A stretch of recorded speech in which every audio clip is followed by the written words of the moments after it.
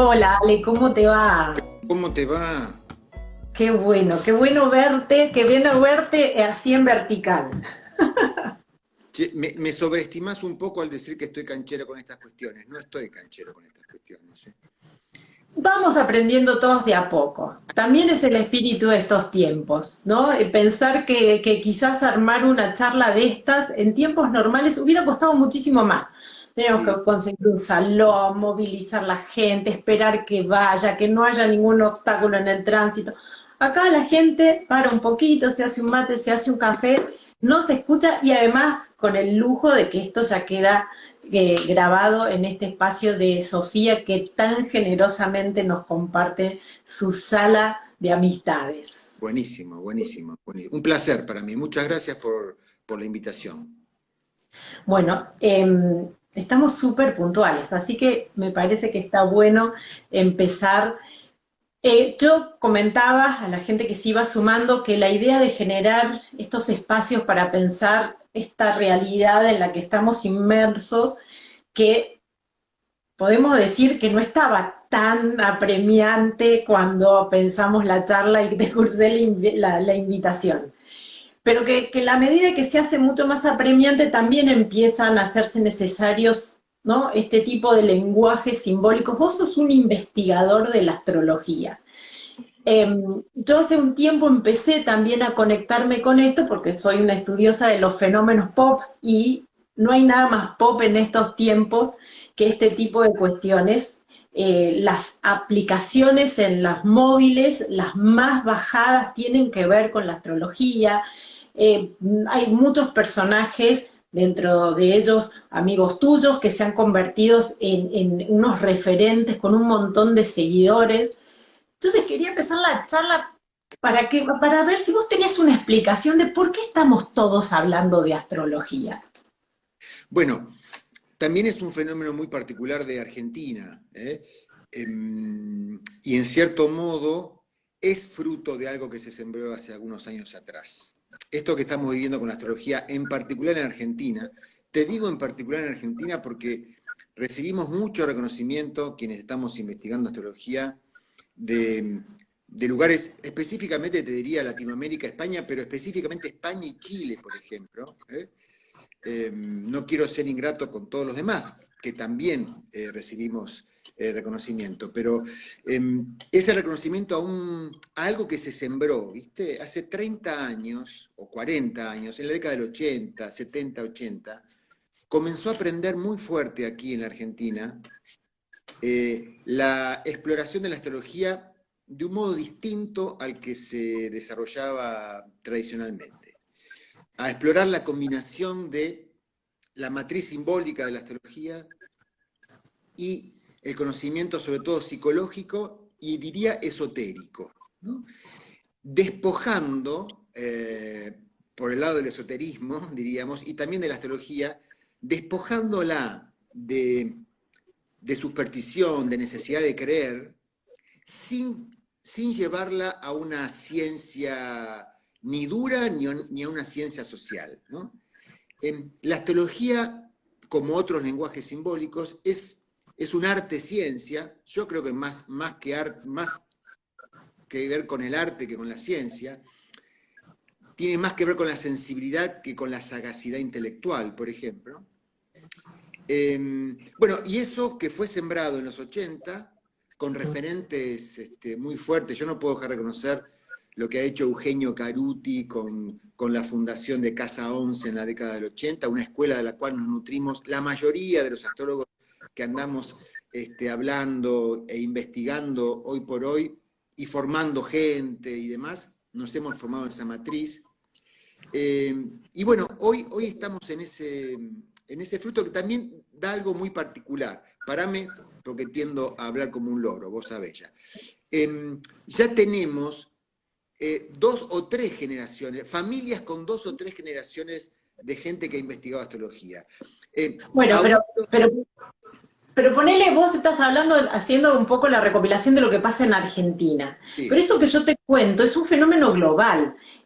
Contaba una nota del New Yorker, que es una revista de cultura muy especializada, que incluso los psicólogos empezaron a apropiarse de algunas, digamos, de algunos símbolos de la astrología, porque por lo pronto le llegaban a la sesión gente que decía estoy con Mercurio retrógrado, y el psicólogo decía, ¿qué hago yo con ese significante? Claro. Digo, ahí hay algo que tiene que ver con una, digamos, una inclinación social que quizás en algún momento fue el New Age, después se fue, no sé, vos me dirás. No, esto es, tiene que ver con un rescate. ¿Eh? Acá honremos a lo que decía Jung, que decía algo así como que la astrología sintetizaba o concentraba toda la investigación psicológica de la humanidad antes que se fundara la psicología. La reflexión acerca del alma humana y de la psique no nació a mediados del siglo XIX, sino que hay toda una tradición, y para Jung, quien concentraba la tradición de investigación de la psique era la astrología. Quiero decir, para un psicólogo es absolutamente natural encontrar la empatía con los símbolos astrológicos, incluso con los símbolos de las imágenes del tarot, hasta incluso con los arcanos del tarot. No, Bueno, hay una cosa de arquetipos exacto. que tiene que ver con, digamos, una tradición ancestral que condensa en ciertas figuras algunas cuestiones, algunos caracteres humanos, ¿no?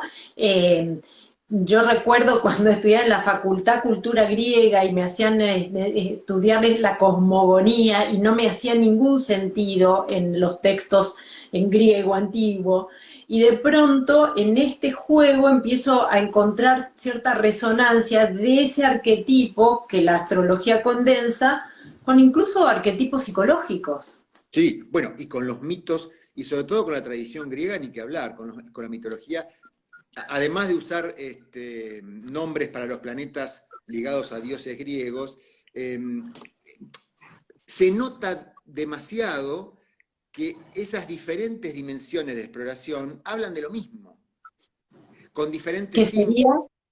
¿Qué ¿Eh? sería? ¿De qué es eso? ¿Qué es eso mismo de lo que hablan?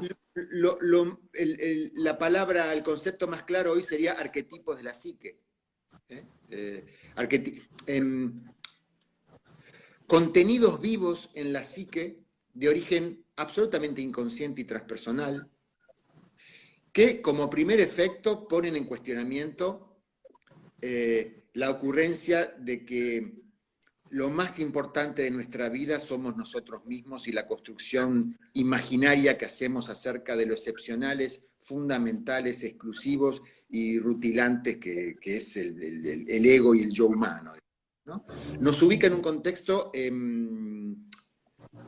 cosmológico, cósmico, que implica necesariamente cuestionar que el centro de nuestra vida sea la torre de control del yo, digamos. ¿No? Con lo Bueno, cual qué es una interesante. invitación. No, qué interesante esto que decís, porque de pronto uno creía que la revolución científica de la que somos herederos había empezado cuando nos dimos cuenta que no somos el centro del universo.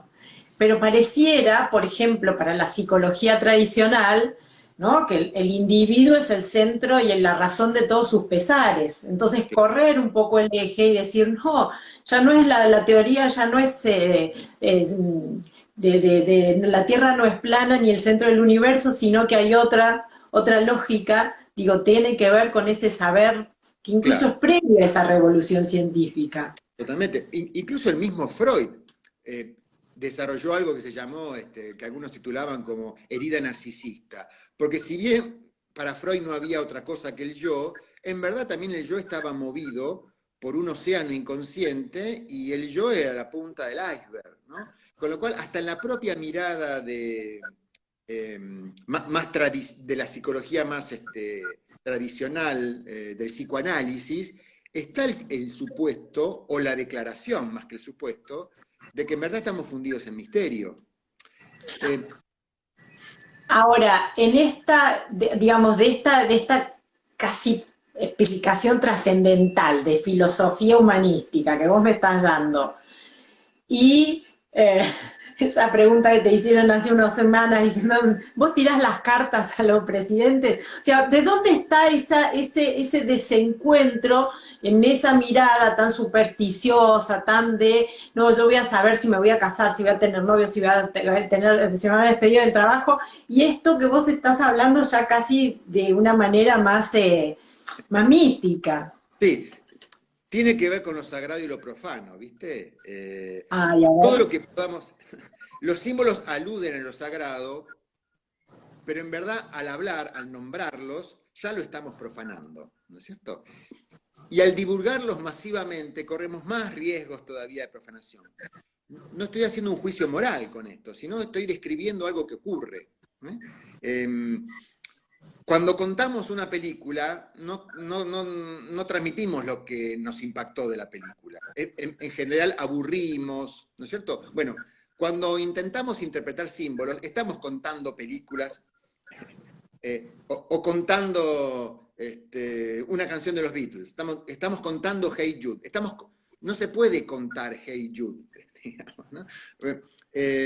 Y, y pasa esto, es algo de la polaridad sagrado-profano, ¿no? En su divulgación más masiva, esto es algo que yo percibo, los astrólogos predictivos me van a querer asesinar con lo que voy a decir, pero lo sagrado de la astrología se subordina demasiado a la necesidad de calma respecto a lo que el destino va a traer a nuestras vidas. Y entonces la astrología se traduce en un instructivo de lo que tenés que hacer para salirte con la tuya, ¿no es cierto? Y la astrología es mucho más que un instructivo para salirte con la tuya. En verdad, la astrología va a cuestionar la ocurrencia de salirse con la de uno. Digamos, el encuentro con el destino es el encuentro con lo que parece contrariar, contradecir lo que yo deseo, lo que yo legítimamente ambiciono, y eso lejos de ser, esa frustración, lejos de ser una mala noticia, aunque en el impacto genere dolor, es una muy buena noticia. Quiero decir, en nuestra vida hay un propósito que trasciende lo que podemos ser conscientes, que trasciende nuestras intenciones conscientes. Y eso, esta búsqueda en estos lenguajes podría tener que ver con una equivalencia de lo que significan los sueños en nuestra vida, es decir, que se nos aparecen imágenes que de pronto nos permiten tomar conciencia o recordar una persona que creíamos olvidada. Totalmente. Los sueños es la sustancia de ese misterio sagrado.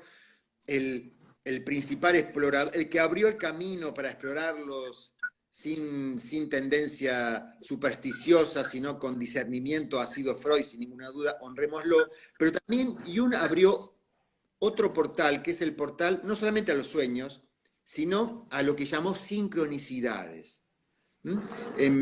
Acontecimientos aparentemente azarosos, inexplicables en términos de causalidad, que una vez que se los reconoce y se los asume, están plenos de significado para nuestra vida. Siempre usamos el mismo ejemplo, pero para que esto no quede en conceptos un poco extraños.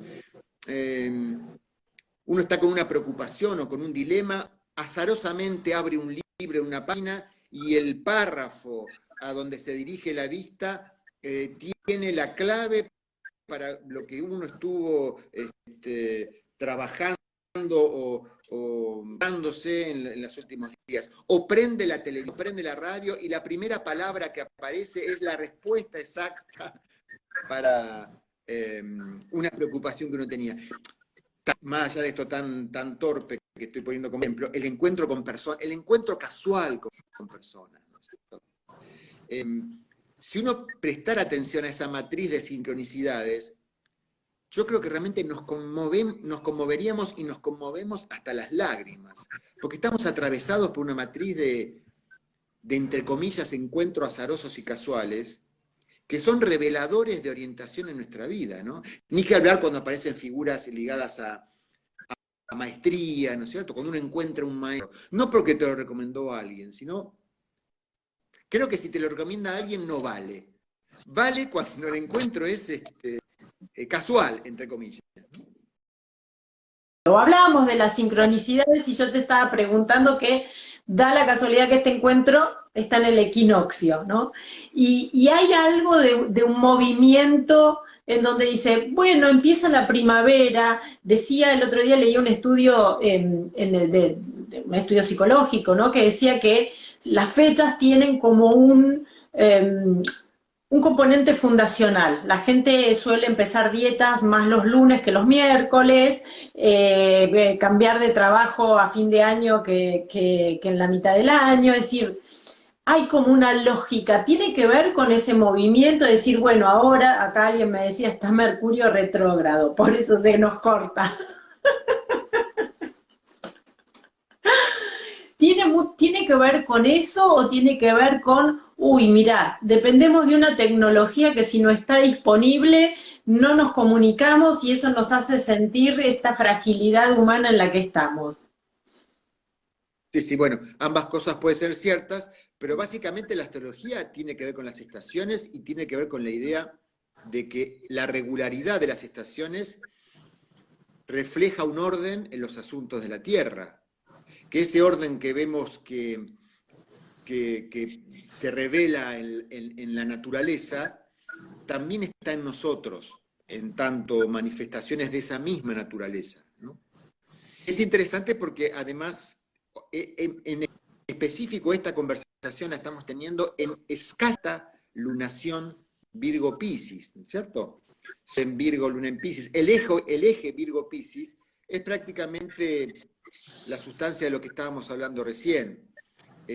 Cómo dar cuenta del misterio sin querer reducirlo a la limitada comprensión intelectual con la que contamos, sin confundir la representación con aquello que entramos en contacto. La paradoja Virgo-Piscis es que podemos desarrollar un discernimiento del misterio, pero siempre a partir de representaciones, no de dar cuenta del misterio en sí mismo. Cuando la conciencia cree que ha dado cuenta del misterio en sí mismo, entra en psicosis, ¿no? Entra en caos psicológico. Toleramos, digo, Virgo-Piscis es, toleramos que el potencial de discernimiento exige aceptar que estamos en contacto con una representación de la realidad y no con la realidad. Por cierto, esa representación puede ser cada vez más sutil, cada vez más rica en significados, cada vez más profunda, pero nunca deja de ser una representación, ¿no? Es decir, que además vos estás planteando este significado tan poderoso en momentos en que coincide tanto en el hemisferio norte como en el hemisferio sur, dependiendo, ¿no? El inicio, por ejemplo, de las épocas escolares o el inicio de la época laboral, es decir, hay también como un ordenamiento que el signo recoge y no que impone. ¿Sería eso? Claro. Sí, sí. Que el signo lo representa y le da significado, ¿no? Es bien porque, viste, en los dos hemisferios están empezando cosas distintas. Mientras aquí empieza todo a brotar, en el hemisferio norte empiezan a caer las hojas, ¿no? Pero quiero decir, hay un clima de inicio y es muy interesante porque aunque son inicios distintos, en el hemisferio norte y el hemisferio sur se reflejan, ¿no? Pero sí, yendo a tu pregunta y sin desviarnos demasiado, sí, los símbolos astrológicos, con todos sus contenidos, las lunaciones, los tránsitos planetarios, los ciclos planetarios, son símbolos que representan fuentes de significado, ¿no? Y esa fuente es más fecunda no cuanto más sagaz intelectualmente es la conciencia que los percibe, sino cuanto más sensible es la conciencia que los percibe. Yo creo que una cosa que a veces da pudor decir es que meditando en los símbolos astrológicos o en cualquier lenguaje sagrado, en los símbolos de cualquier lenguaje sagrado, uno percibe significados a los que no llegaría con conceptos filosóficos, con sagacidad intelectual, ni que hablar esto aplicado a procesos políticos, ya no a procesos individuales, sino a procesos políticos históricos. Creo que estamos en los Mirá lo que tengo en la mano. Mirá lo que tengo en la mano. Digo, porque justamente te iba a llevar a eso. Este es el libro Los ciclos de poder en la Argentina, el último libro de Alejandro. Y de paso cuento cómo te conocí yo, que digo, la gente también me conoce más porque soy analista político y soy estudiosa de las ciencias sociales, pero así como me gusta mucho ver qué películas y qué canciones y qué series el inconsciente colectivo trae para explicar un momento, empecé a meterme con estas explicaciones que daban de la astrología mundana, personas como Alejandro Lodi o como José Millán, que son personas como muy serias y muy estudiosas de la sociología y de la historia de los países de los que hablan, y de pronto me lo crucé por sincronicidad también y lo pude conocer. Pero en este libro vos planteás una lectura de los ciclos de Argentina que nos trae a esta coyuntura, ¿no? Porque Sí. mucho de esta coyuntura tiene resonancias con otros momentos que coinciden o están sincrónicos a ciertos tránsitos que permiten pensarlos. ¿Qué estaríamos viviendo en estos tiempos? Bueno, en estos tiempos, obteniendo un significado de los símbolos que están convocados en este tiempo, marcando ciclo, que son los ciclos, no importa, pero que marcan tiempos con fechas objetivas, que a poco de meditar y explorar, bueno, ¿con qué tiene que ver esto en la historia? Uno descubre que coincide, son sincrónicos esos ciclos de dos planetas en el cielo, con ciertos bloques históricos que la comunidad académica y célebres historiadores han marcado como bloques históricos de la humanidad y no a partir de la astrología, evidentemente, con lo cual esto también pasa mucho al investigar en astrología y ciclos mundanos. La corroboración es muy inmediata, ¿viste? La sospecha de no estaré delirando un poco trayendo un ciclo de dos planetas en el cielo en los asuntos de la historia. Bueno, eso se disuelve de inmediato porque te encontrás con la corroboración de inmediato. Pero más allá de esto, 2020 es un año donde se produjo uno de esos fenómenos astrológicos significativos que replican otras fechas en el pasado. Aquí sí podemos aplicar método científico. Bueno, ver qué pasó antes para sacar interpretación de qué puede estar pasando ahora.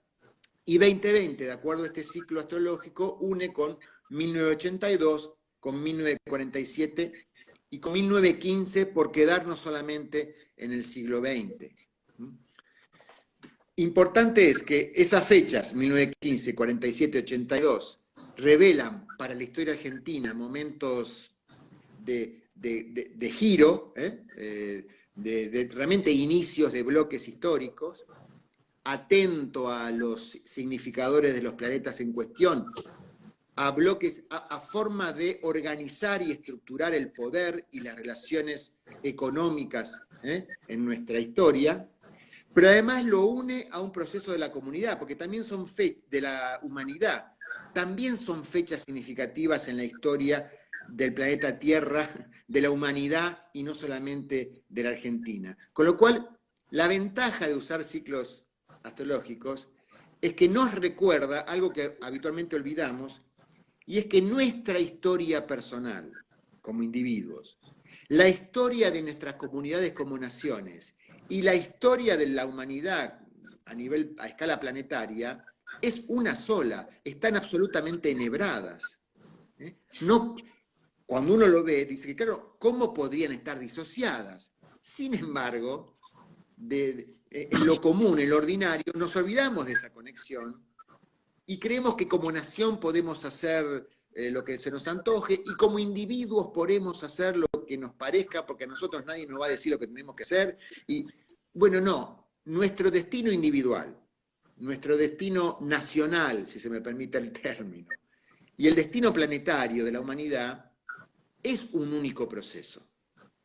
Bueno, es muy interesante esto porque el coronavirus también como símbolo nos viene a recordar esto, ¿no? Esta interconexión planetaria en donde un único virus puso guardó en su casa a la humanidad sincrónicamente, haciendo como una especie de reset. De hecho, muchos sociólogos y muchos analistas están diciendo hay un reset que tiene que ver con un montón de otras cuestiones. También es interesante que muchos hablaban de un gran momento para el 2020, pero nadie pudo decir en qué consistía, ¿no? Y acá llegamos a la parte predictiva, que es a donde la gente más asocia la astrología y donde menos astrología uno encuentra. Sí, bueno, es cierto que yo he dicho esto en algunas charlas y algunos me han llamado la atención, es cierto, hubo algún astrólogo que predijo que lo que podía acontecer con la crisis del 2020 fuera una pandemia. Bueno, también lo que dijo Bill Gates en una charla TED hace 5 años. Y los que cada vez que un astrólogo predice algo, también predice un montón de otras cosas que no se dan. Que no se dan. Entonces, y además, no es interesante ver si el astrólogo la pegó o no la pegó, porque si la pega o no la pega no es por una cuestión de técnica astrológica, sino por su sensibilidad. Por cierto, mirá, con respeto a las palabras, con cierta capacidad de medium que los símbolos astrológicos pueden estimular. Meditar en símbolos astrológicos o meditar como psicólogo acerca del inconsciente humano puede activar el talento mediúmico de esa persona, que no entra dentro de la lógica racional, pero que sin embargo es corroborable. O sea que no me parece interesante llevarlo a lo predictivo,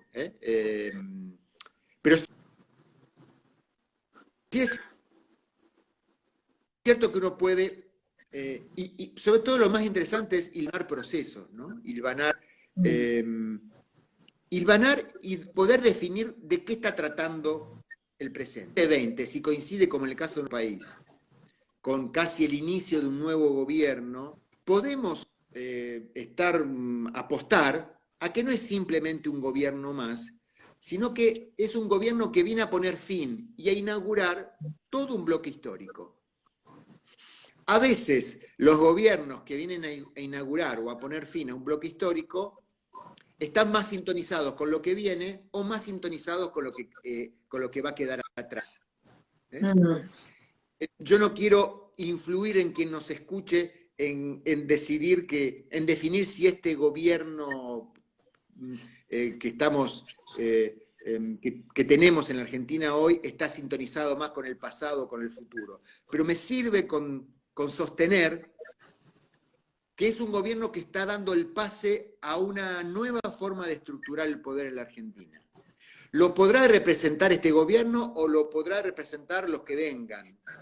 Pero hay una forma de organizar el poder y de atender a cómo nos relacionamos en nuestros diferentes intereses económicos, que ya no puede dar cuenta de lo que viene y que exige una nueva construcción de poder, incluso de ordenamiento institucional y jurídico.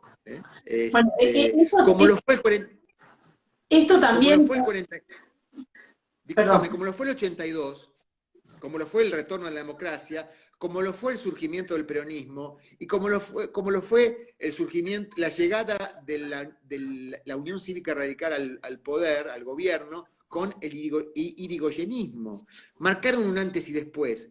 Esto no tiene valoración moral, no habla de buenos y malos, habla de que se inaugura una etapa histórica. No, y está bueno plantearlo también como que acá tenemos ya una de las funciones que cumple a veces este lenguaje simbólico, que es ver más allá de lo que estábamos viendo en las noticias de esta tarde en el televisor. Es decir, podemos, digamos, tomar un poco de perspectiva y decir, e incluso verlo también en relación a los, digo, porque de hecho está pasando en todo el mundo que hay un cambio en los ejes de Sí. poder, un cambio en la concepción de poder, un cambio en la interacción que hay entre las distintas fuerzas. Eh, Y, sí, por favor. y a escala individual nos desafía, si abrimos esta percepción, nos desafía a ir más allá de nuestras barreras ideológicas. Porque si somos honestos con nuestra percepción, no con nuestras creencias, si somos honestos no con lo que creemos, sino con lo que percibimos, parece muy evidente si la actuación de ciertos líderes está tomada por el pasado o está estimulada por el futuro. Y esto lleva a un sinceramiento interno en cada uno de nosotros. ¿Soy fiel a lo que percibo o soy fiel a lo que necesito creer? Que es un poco la pregunta que uno se hace cada vez que abre cualquier corpus de conocimiento, porque con las teorías de sociología pasa lo mismo. Es decir, estoy viendo lo que dice la realidad o lo que me dice la teoría marxista o la teoría estructuralista o la teoría que sea. Es decir, toda teoría es una forma de ver la realidad. Y si tomamos esta idea que es súper poderosa, eh, y más allá de que estoy leyendo muchos comentarios, muchos que son alumnas tuyos, o sea, gente que está en este proceso de conocer este lenguaje simbólico. Pero yo me imagino también en un montón de otras personas que lo único que saben es que son Aries o Piscis, o que le dicen, ah, vos sos así porque sos Tauro, vos sos testarudo porque sos Tauro, ¿no? Eh, ¿Cuál es el primer acercamiento o un acercamiento sensible y no supersticioso a esta área de conocimiento o a esta expresión artística? Mirá, siempre el primer acercamiento es narcisista, siempre es querer, A ver, a ver siempre, si soy mejor de es lo que para, me dicen. no, mi signo es el mejor o mi signo es el peor, ese tipo de cosas, ¿no? Que para el narcisismo es equivalente, ¿no? Y está muy bien, porque es, disculpen la metáfora, es la zanahoria por la que tiene que entrar el burro, digamos, ¿no? La, la, la, la astrología te ofrece liebre por gato, ¿viste? Al revés del dicho, ¿no? Necesariamente a la astrología le vamos primero a reclamar algo muy pobre y en verdad la astrología nos tiene reservado un banquete. Me estoy acordando, ahora me vine a vos, hablando del inconsciente, me vino La fiesta de Babette. ¿Te acuerdas de esa vieja película, La fiesta de Babette? Totalmente.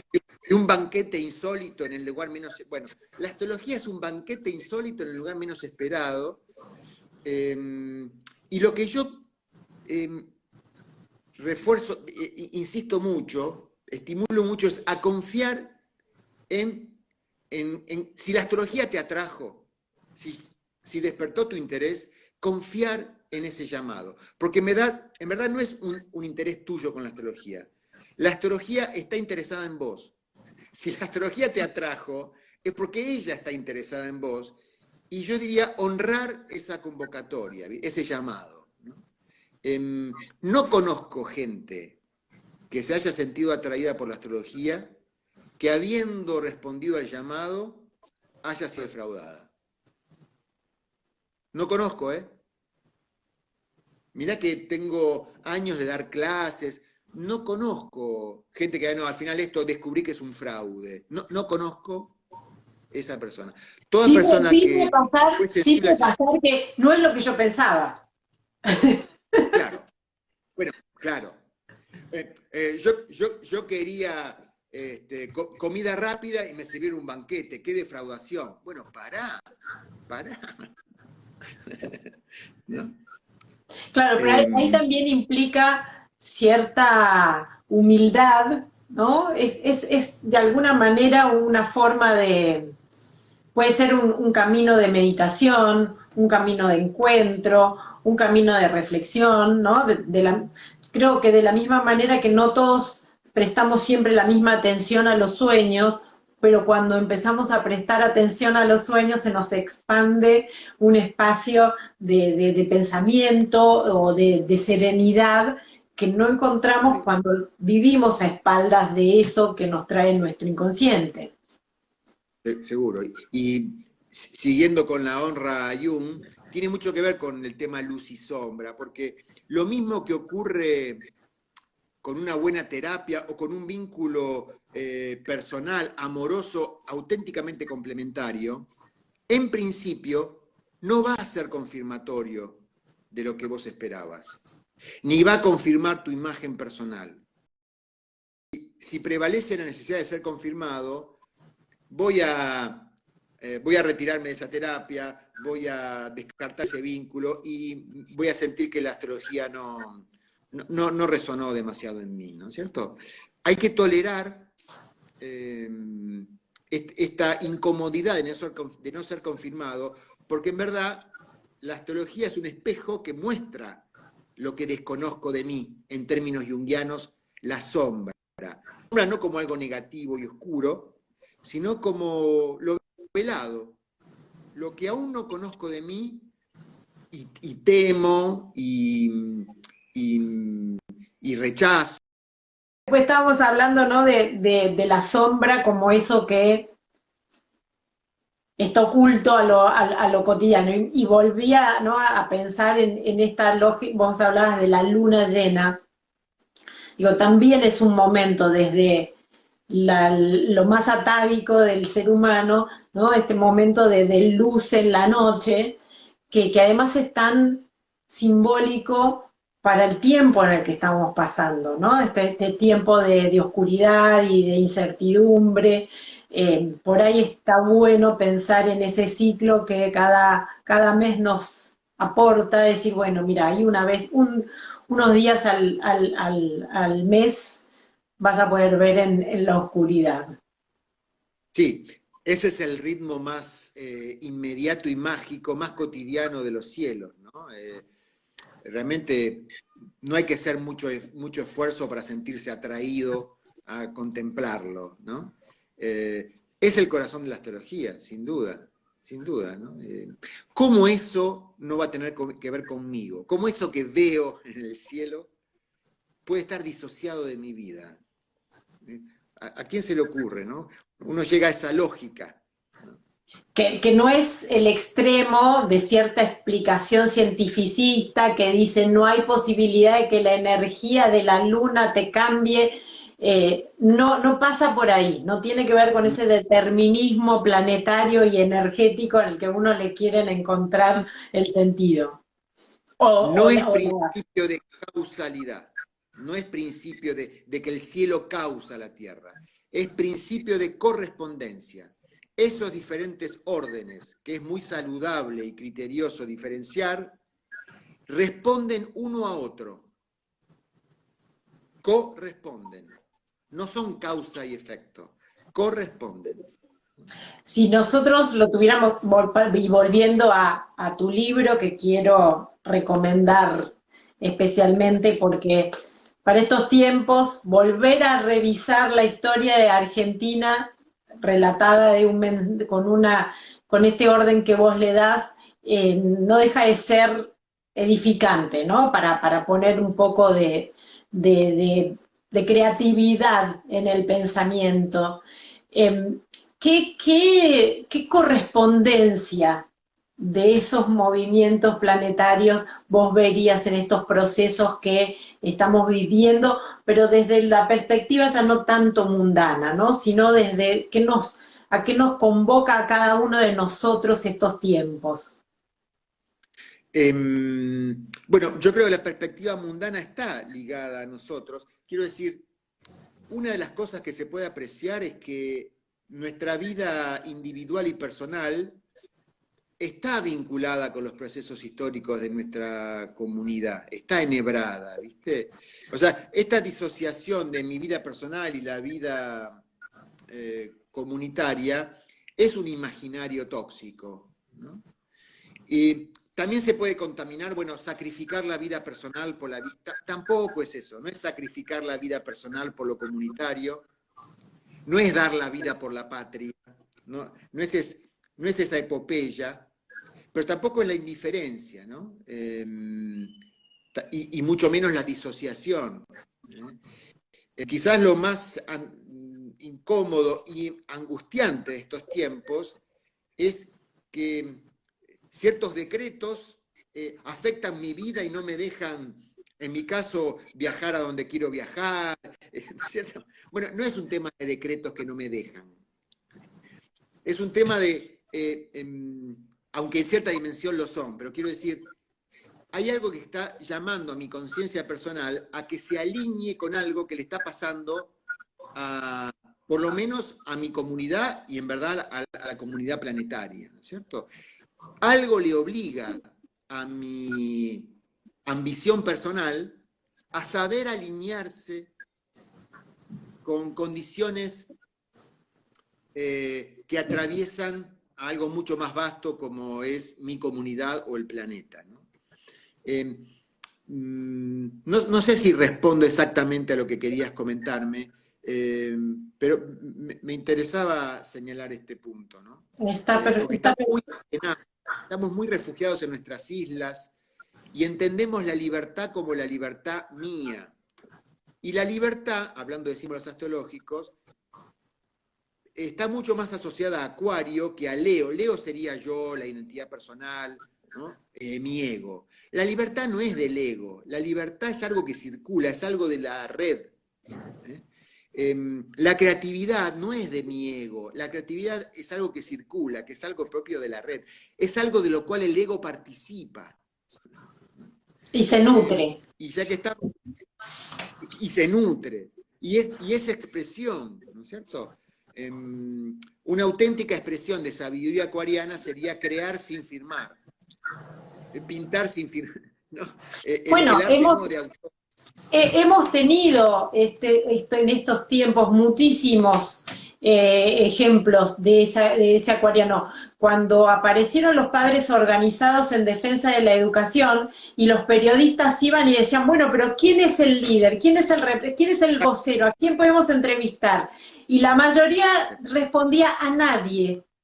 Esta es la información, esto es lo que no queremos que no se asocie una cara. Y lo mismo pasó, por ejemplo, con la Marcha de las Piedras, en donde quien había tenido la idea se dio incluso a que aparecieran otras ideas y otra forma de organizar y de pronto esa energía colectiva fluyó.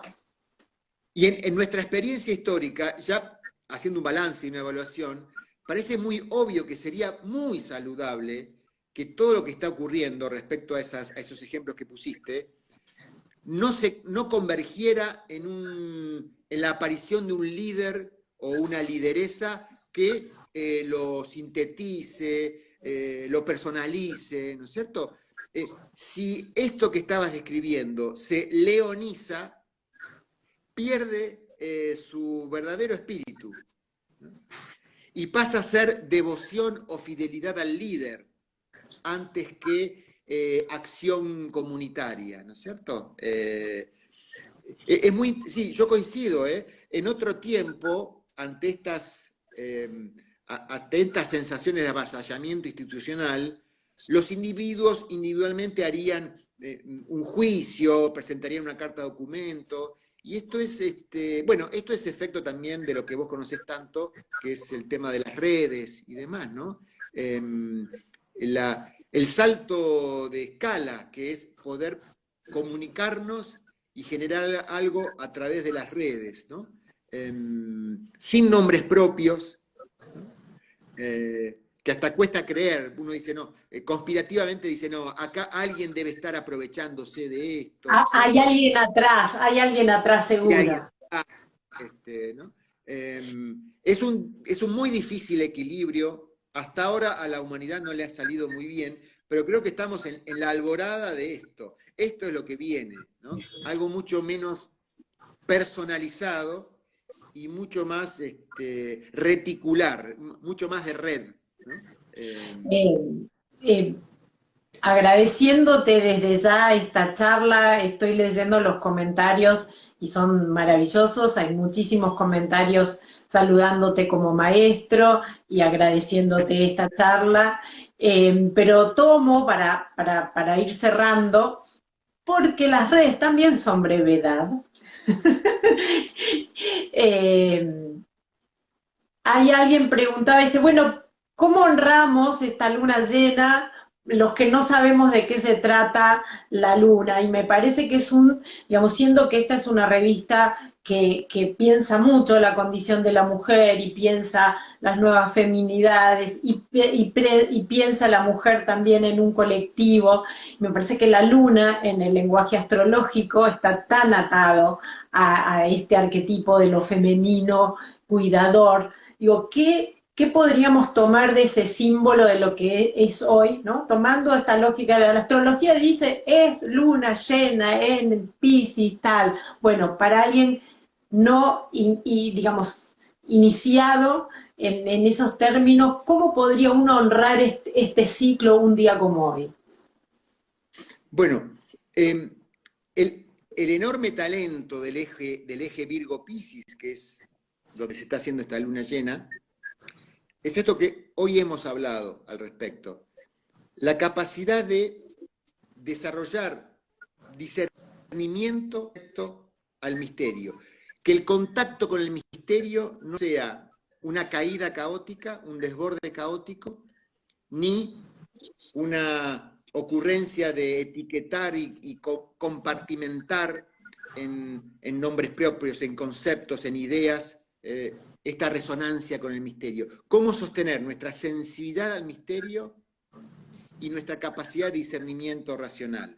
Sin elegir por uno de los dos, sosteniendo la aparente ambivalencia o contradicción, y estando muy atento a qué se vela con V corta cuando sostenemos esa tensión entre sensibilidad al misterio y capacidad de discernimiento racional, ¿no? Es casi como un portal a una dimensión que podríamos llamar espiritual, yo diría mística, más allá de ideologías, más allá de religiones, más allá de conceptos con los que atrapamos el misterio, ¿no? ¿Cómo sostener discernimiento y sensibilidad al misterio?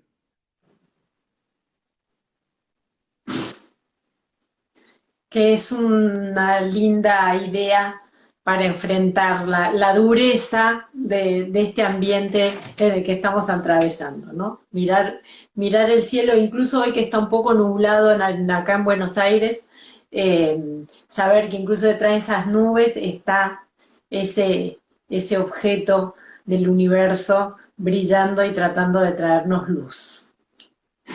Así es, así es. Bueno, Alejandro, muchísimas gracias por este rato.